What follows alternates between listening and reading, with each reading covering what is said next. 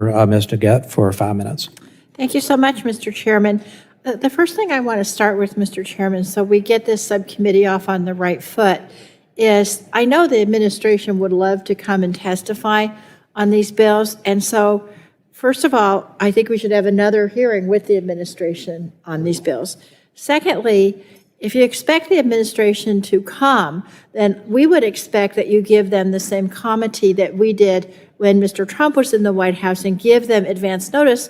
But in addition, you've got 17 bills up today, and they only had notice of what 2 of those bills were. So if you really want fulsome testimony, you need to give them the bills.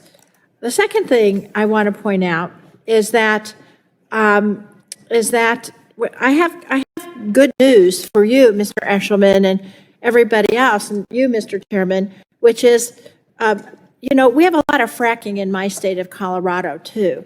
And I've been dealing with it for some time. And as you know, fracking occurs a lot in places where traditional drilling did not, and so it's really important. So I don't think anybody is seriously saying we should eliminate fracking. But what I am saying, and what many are saying, is we should have adequate environmental and security legislation to make sure that it's safe for the communities around it. And I don't think you could disagree with that. Is that right, Mr. Eshelman? I believe you're correct that the states and local communities are doing their part, but I don't think the federal government thanks. can I've only got 5 minutes, unfortunately.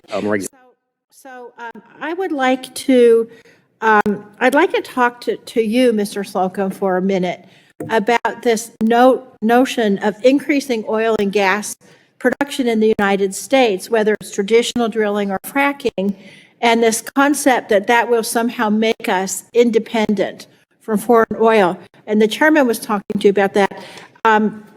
Is that correct, that if we have increased oil and gas production here, that will make us independent from international oil? And if not, why not?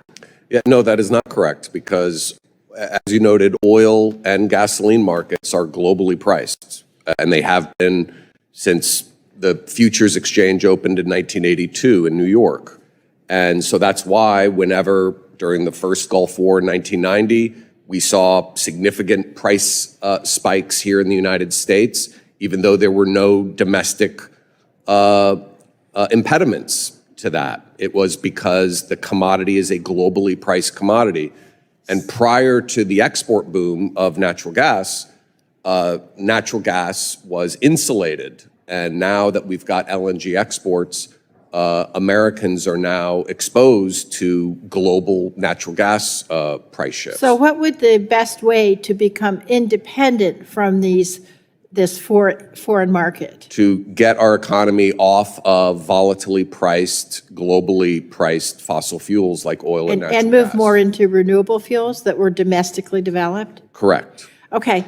Now, I want to ask you one more thing about H.R. 484, because one of the focal points I've been working on for some years is reducing methane emissions. And so H.R. 484 rolls back the Obama-era methane rule that had bipartisan support and industry support, including BP and Shell. So I want to ask you why Section 60113 of the Inflation Reduction Act is so important. It's so important because methane is an incredibly powerful greenhouse gas, far more destructive than CO2. It's shorter lived in the atmosphere, but capturing those methane emissions from the oil and gas sector is critical if we're going to successfully address the climate crisis. And so that's why I thought that the methane provisions in the IRA were extremely fair. They accommodate industry to help industry achieve those emission They actually give funding to the industry to help them comply with the bill, right? Correct. And finally, Mr. Garcia, I want to thank you for your testimony, but I would particularly ask the committee to look at your written testimony where you analyze every one of these 17 bills and talk about the fundamental problems. I don't have time in 5 minutes, like you didn't have time in your testimony, but it's really helpful analysis, and I think we should really try to work together to move this discussion forward rather than just rehashing tired debates that we've had over all the many years I've been on this committee. With that, I yield back, and welcome to a new chairman.